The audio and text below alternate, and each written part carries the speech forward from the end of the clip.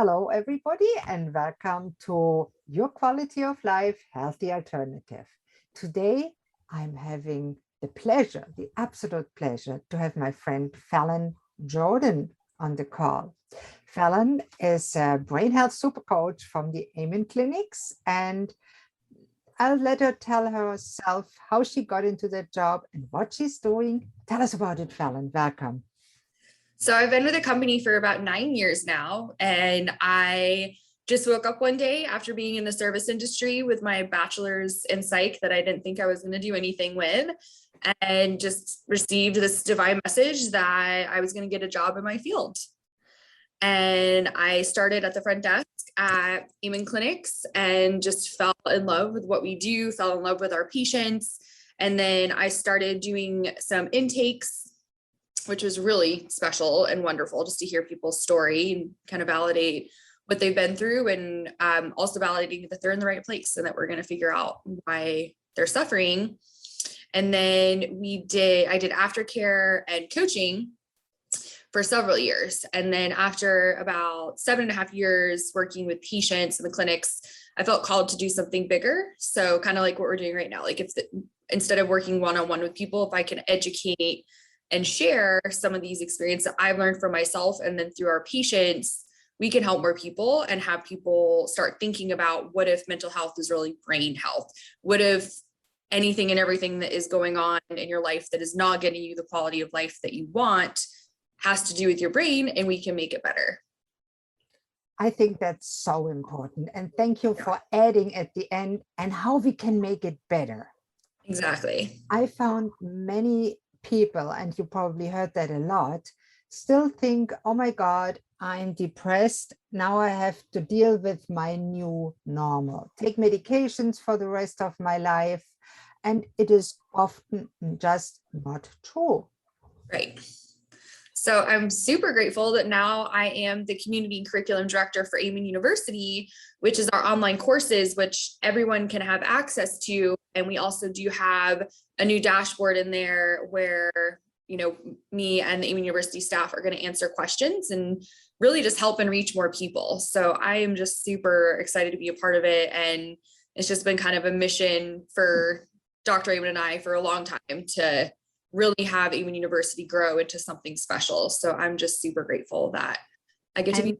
As a long-term follower and fan of Dr. Amen, I can say it's a great resource. The Amen University, I promote it all the time, and I'm very fortunate to be able to teach some of its courses as part of the Brain Revolution. That I love the name. It's so important that people realize there is something they can do themselves besides just taking medication. There's nothing wrong with it if that's the right ones, but there's something else they can do to help themselves to feel better.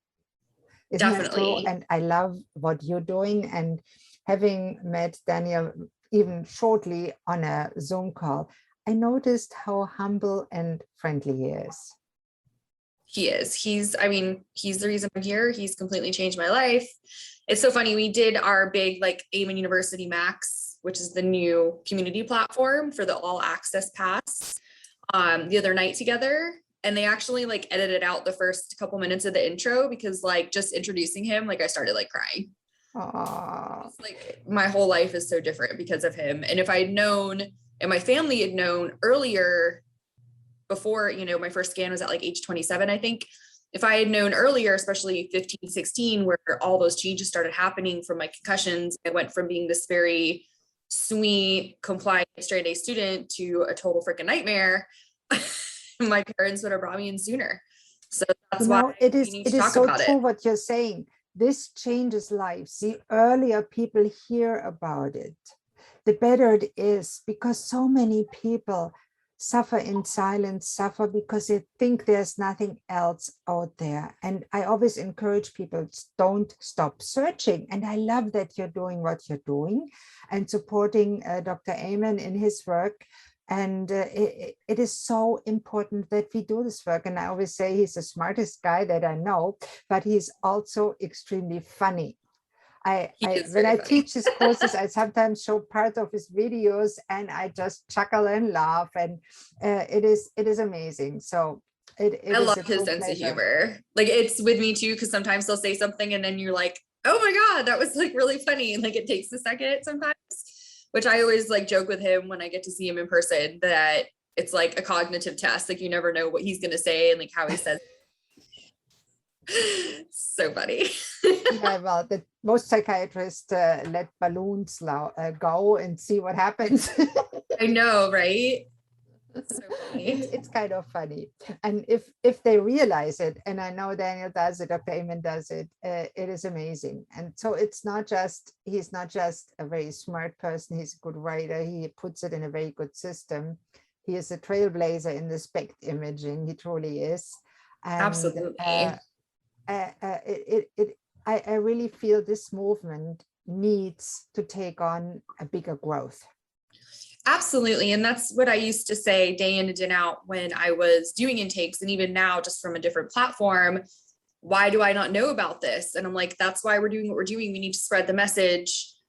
But, you know, psychiatry has been practiced the same way for a very long time. And the definition of insanity is doing the same thing over and over and expecting different results. And so we need drastic change, which is what we're doing. But I mean, I don't know how many of your listeners watch TV. I watch the least amount of TV as possible. I watch comedies only on Hulu and I refuse to pay for no ads. So I sit through the commercials and they're all pharmaceutical. And there's only 2 countries in the entire world that are allowed to talk about pharmaceuticals and sell them through marketing. So when people think of that, it's like, whoa, just because I'm depressed doesn't mean I need an antidepressant. And I'm like, no, that makes no sense. Like we're getting sicker and sadder every year and they keep coming out with more meds. It's like, I'm really bad at math, but like, think about it from the big picture perspective. There has to be a different way. And it's by looking at the brain, looking at your genes, looking at your gut biome, like all of the things that you do, which I'm so grateful for you doing that work, because it's not just about a symptom, it's about a whole person. And it's about everything that they're made of, every particle, and measuring as much as we possibly can. And we can measure pretty much everything now, right? You can measure a lot of things. We measure too many things. Sometimes we measure things that don't make a difference, but scans do make a difference. And that's you go to a general doctor, they do a blood panel, right? Go to you. No, I don't do blood panels. I just interpret them. I'm no longer licensed, so I'm just coaching myself.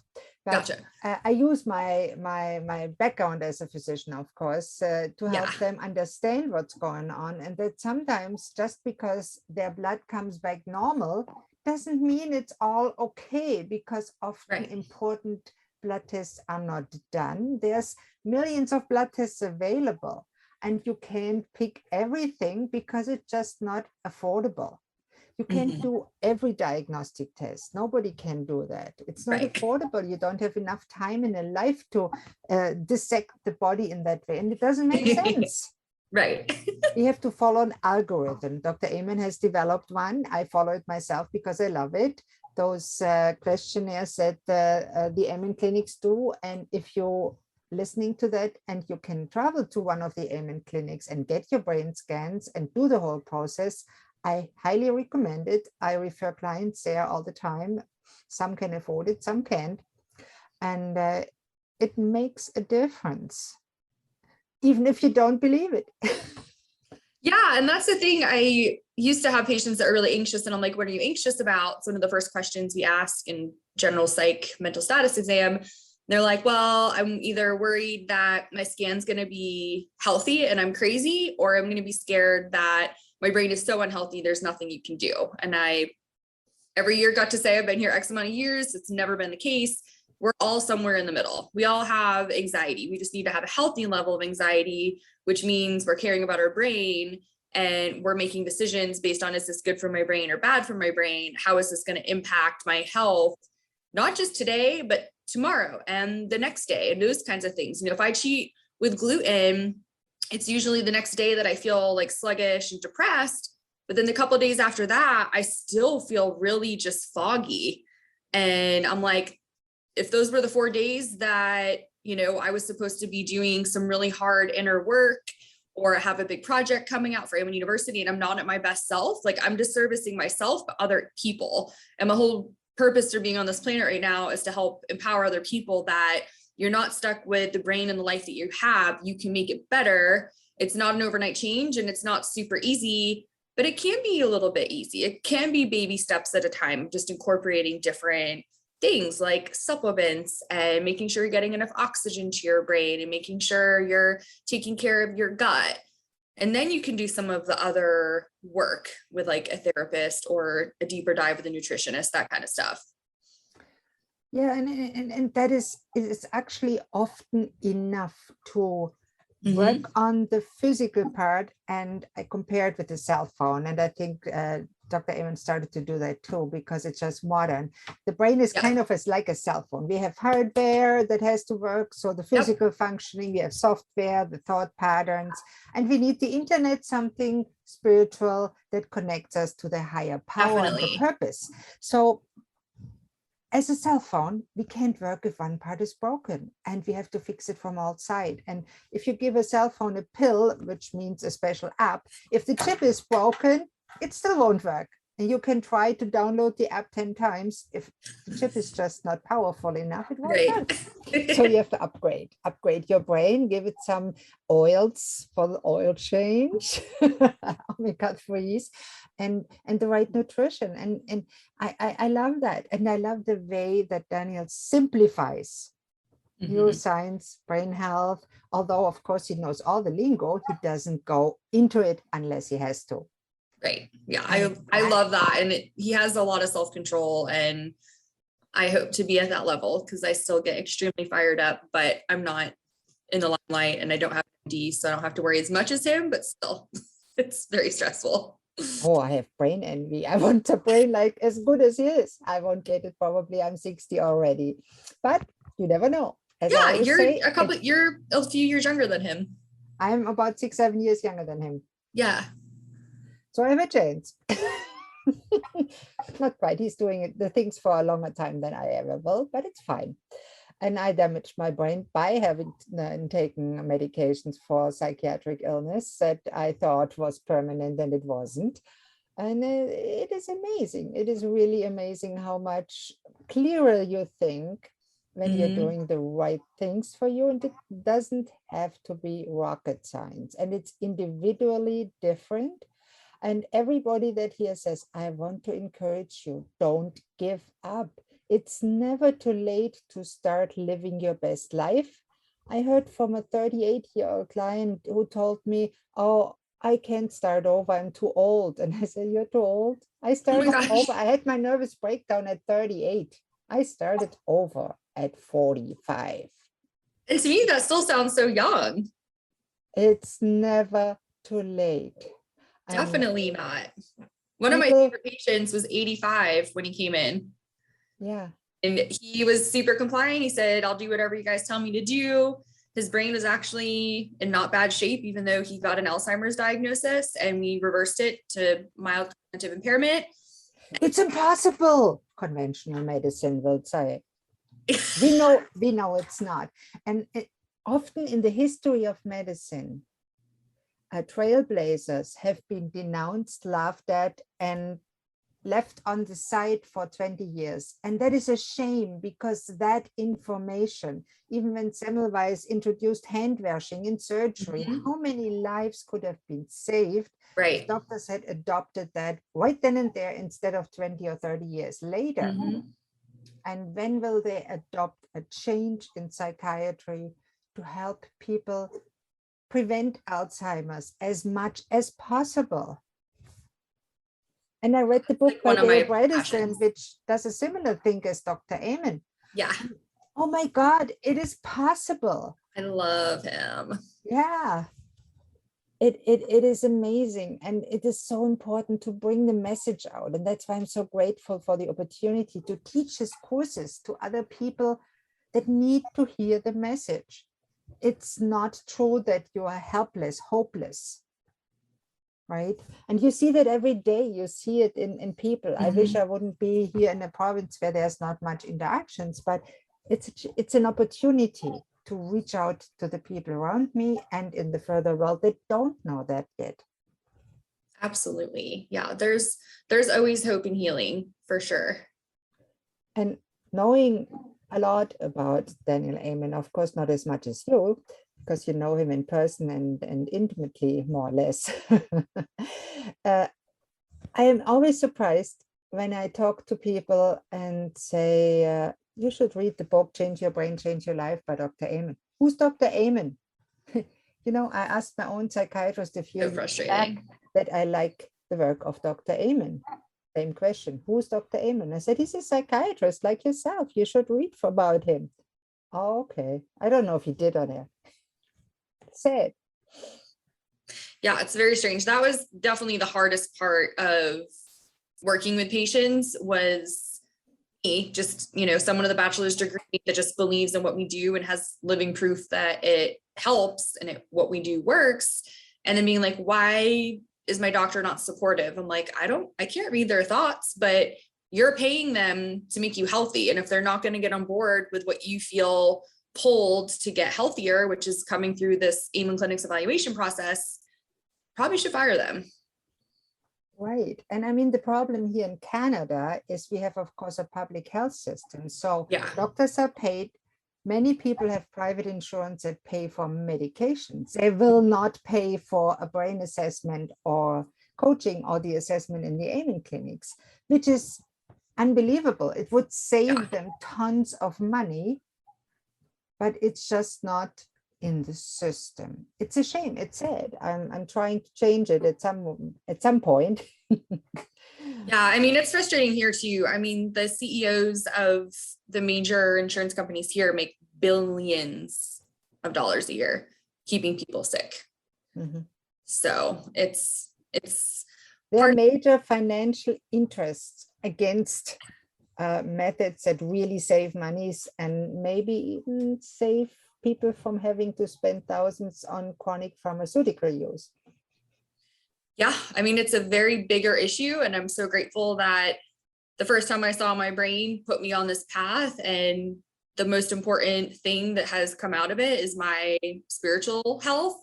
And if I didn't have that, I would be stuck where I used to be, which is, why are people so greedy? And why do people get pleasure from making people sick and homeless and thrown in jail for things like, but I just, it's part of the human experience, and the people that are running companies like that are probably not feeling great too. So I try to have compassion for them and just do the little bit that I can to empower people that you don't have to go that route. Yeah, that's all we can do as humans. And Right. I like that you say it that way, because it is so true. We have to accept reality. Mm-hmm. And I like what Dr. Amen says about positive thinking, that it doesn't make any sense because we have to think realistic. That is so true. Definitely. Because if you tend to have Alzheimer's in your family and you go around and think to yourself, I'll never get it. Well, while you are stuffing yourself with fast food, smoking dope and whatever, and drinking. I know, right? alcohol. It's like you're just feeding into that. And through the Bright Minds acronym, we know that your genes is the only risk factor that is hardest to change. You can still figure that out when you have the information. I mean, I got assessed through Dr. Amen and Dr. Bredesen's algorithms at 32. And I know all my risks for Alzheimer's at 32. And thankfully, I have, great genes, even though I was told everyone in my family has Alzheimer's and will get it. But it's because of the other risk factors, just making really horrible decisions.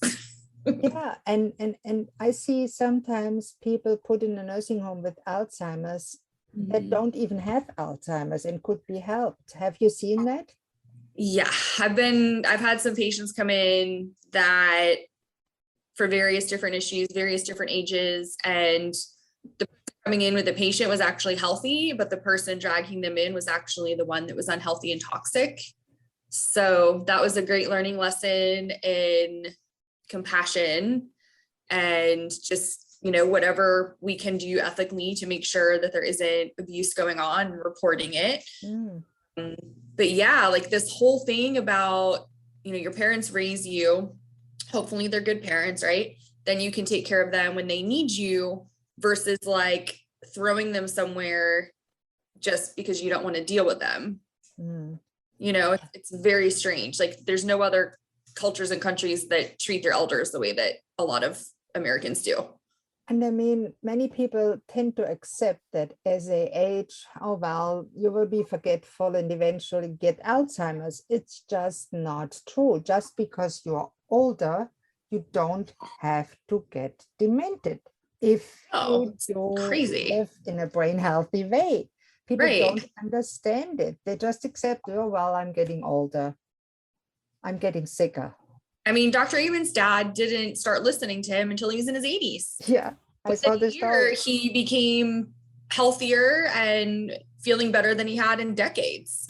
So, I mean, it's definitely never too late. And aging is nothing to do with feeling like you have to be forgetful. I mean, the whole point of being on this planet is to learn and connect with other people. And that's based on memories. And so the concept of us thinking it's okay to lose memories is very sad to me, because that's the whole point of us being here. You are so correct, because when you look back in centuries, the elders were revered. Right. As the average age of death was younger, but what did people die from? They died from infectious diseases that we nowadays can treat or prevent. Right.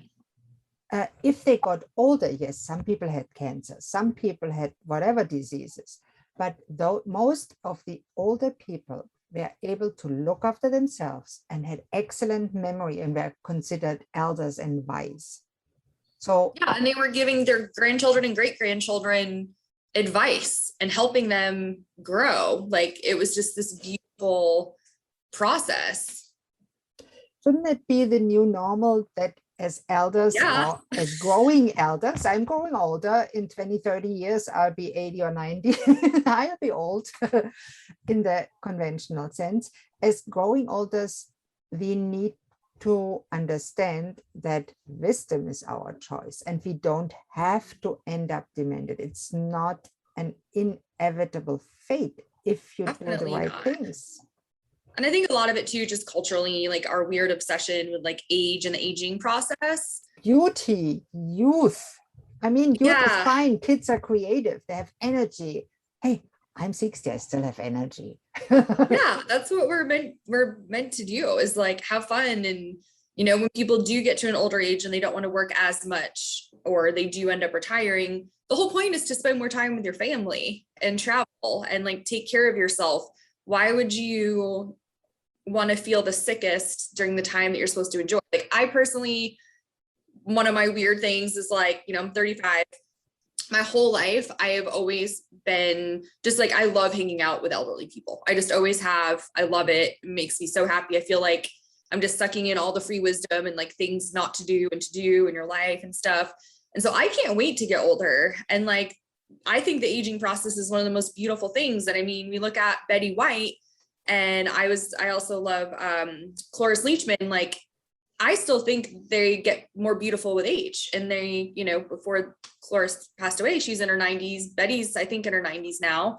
And they're gorgeous still. It's just a totally different way of looking at it. And when I see people with plastic surgery and like all these things, it breaks my heart, because I'm like, you don't look like a human anymore. Like you don't look like you look like a weird version of a robot, which apparently is a thing now. Like you can actually build robots that look the way that you want them to. It's like so bizarre. In all detail, probably. Yeah, I can imagine. Yeah. With plastic parts. Maybe interchangeable. I don't know. It's just weird. It's very weird. There is a personal connection between people. People are social beings. Even if you're on Zoom, it's the second best. It's better to be in person. If you can't, Zoom is the second best or something like it. It doesn't have to be Zoom. There's other platforms. But I think many older people give up too early and get lonely. Some people don't have a family, or their family for some reason is too busy, doesn't have want nothing to do with them.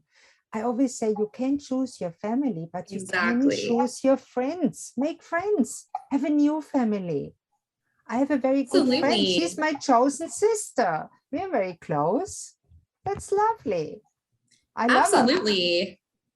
Yeah. And I mean, my many friends of and I joke about like us just being old and hanging out and doing what we do together now. I mean, I'm grateful that a lot of my friends, my family and their family get along and we can do things together. But if, you know, some of them that aren't healthy, like we don't invite them to do things with us because time together is very special and sacred. And, you know, I'm only going to share my time with people that truly deeply love me for who I am and vice versa. And that's important because, as Dr. Amen always says, we become like the film, 5 people we spend the most time with. And who do Exactly. we spend really the most time with? You better like yourself. Right? Be your own best friend. That's what I've been working on. That's the first thing. So many people beat themselves up and say things to themselves that they never would tell their best friend. Never, Exactly. Exactly. I love that. And I think it's something that we need to continue saying so people really start thinking about it because we're just always looking for external validation and it really needs to come from us. And that's the hardest work, but it can also be not that hard and it can be really rewarding. And you know, the thing is, Dr. Amen also emphasizes the importance of gratitude, and he always shares the glad game from the Disney movie Pollyanna that he put out of it. And I use it all the time for myself and for my clients. When I broke my knee, I had to be in a cast for a week or two, which wasn't too bad. And I thought by myself, well, I'm glad I can take that splint off at night, have a shower. And then I graduated to a movable and I put on my Facebook, happiness is bending your leg. I love that. Yeah, and there's so much to celebrate, you know? Yesterday I was at the surgeon. I got the brace off because it's healing well. Well, I take all the good supplements. I know what to do. I do the exercises. And the surgeon looked at me and I said, you have more movement than I ever thought you would have. No pain? I said, not much. And he said, okay, you don't need the brace. And I said, thank you. You made my day. I said to him, and I said, you know, you made my day last time when you gave me a movable brace, and you made my day when you said I could go without it, just being careful. And he chuckled, looked at his residence, and I think I made his day. And that's rewarding. That's what I like to do. I love that. Isn't it nice to be yourself authentically, but also be that person that can bring joy to other people? I mean, isn't it the most rewarding once you have done at least most of the work? Your cup is mainly full. There's always dips and you fall off the bandwagon. It's normal. We are humans. Absolutely. But mostly your cup is full. It's flowing over. You can give to others. It is the best thing in the world to do that. Isn't it? And I know Dr. Amen does it for the same reason. He shared it in his Dragons book, which is funny, by the way. I know. I'm like so proud of him in that book. Like I really felt him, you know. Mm-hmm. Yeah, and it was so cool that it came out. I was really impressed. Yeah. And then Tana's The Relentless Courage of a Scared Child was also just, I was like, wow, like they're going through this beautiful transformation, and knowing them as well as I do, like really cool to kind of see them be so vulnerable. Yeah, I listened to his audio big book version, which I was very disappointed that he didn't read it, because I was going to say, I doubt he would have done that. It is not quite as good. It's okay. They have a good narrator, but it's not as good as himself, of course. So I couldn't really feel through it, but I thought of it. I'm gonna have to check it out. Maybe that could be my next job request. Like, hey, how about I read your books for you? Yeah. I mean, it would be nice. I read them anyway. I have a good voice. Yeah, well, who knows? Yeah, why not?